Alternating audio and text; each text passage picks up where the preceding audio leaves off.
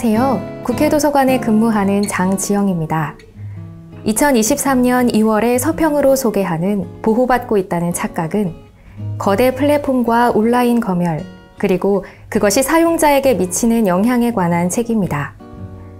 이 책의 저자인 질리안 요크는 저널리스트이자 사회운동가이며 빙엄턴 대학교에서 사회학을 전공했습니다. 저자는 표현의 자유라는 중요한 가치가 빅테크 기업의 이윤을 위해 훼손되고 억제된다는 사실에 주목하고 있는데요.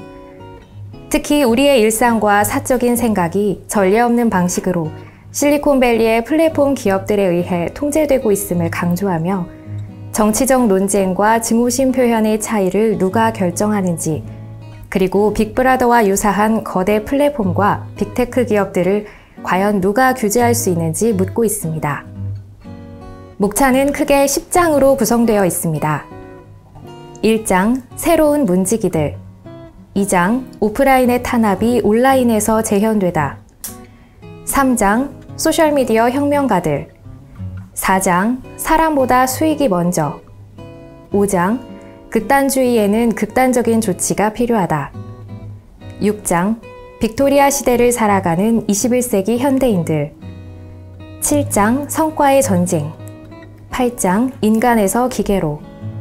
9장, 혐오의 전염성. 10장, 미래는 우리가 써내려가는 것. 보호받고 있다는 착각의 서평을 써주신 서울시립대학교 도시인문학연구소 홍남희 교수님께서는 요크의 주장을 인용하면서 우리가 빅테크 기업으로부터 보호받고 있다는 착각에서 벗어나 기술과 문화적 편향의 근원인 실리콘 가치를 해부해야 한다고 이야기하고 있는데요.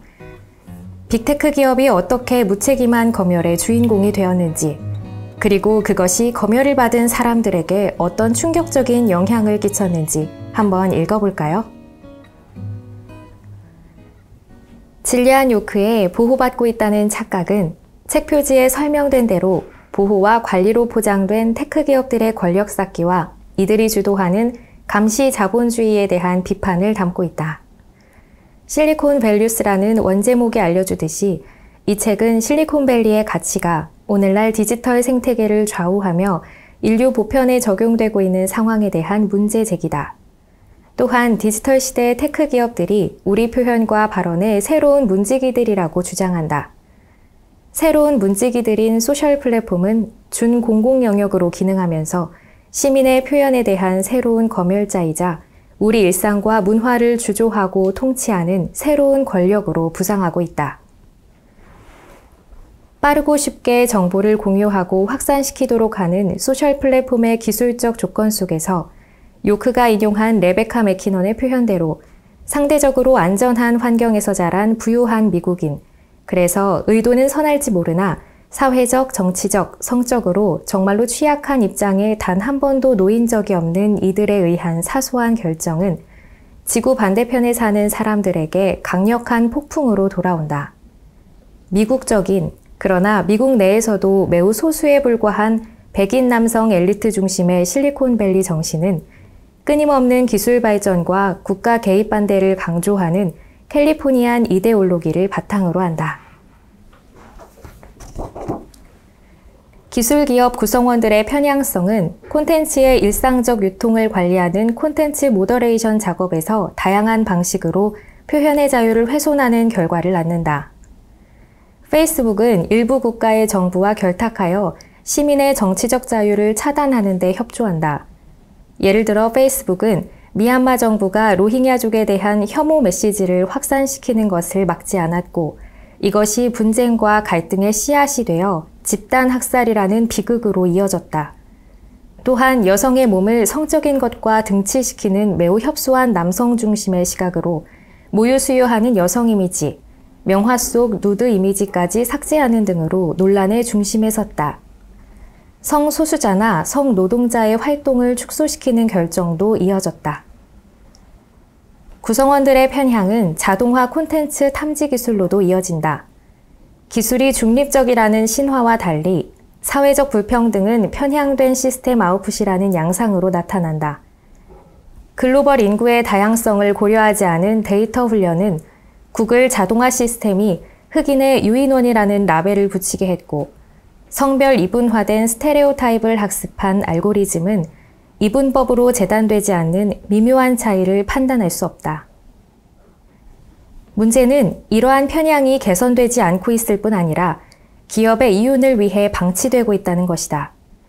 페이스북의 전 직원이자 내부 고발자인 프란시스 하우게는 페이스북이 자치 연구를 통해 인스타그램 등의 소셜미디어가 청소년의 정신건강에 악영향을 미친다는 것을 확인했지만 기업 이윤을 위해 아무런 조치를 취하지 않았다고 비판했다.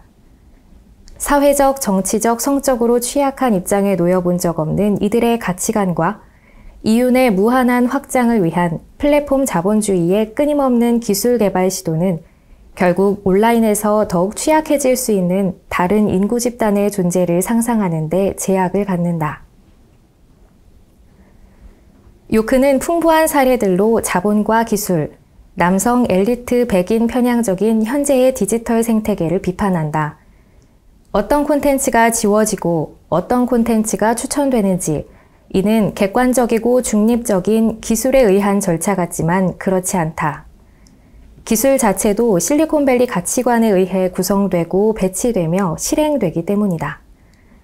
또한 콘텐츠 거버넌스 체제와 테크기업 정책팀의 편향이 사회적 약자와 소수자 집단, 분쟁국 등에 어떤 영향을 미치는지 생생하게 보여준다. 하지만 요크는 비관하지는 않는다.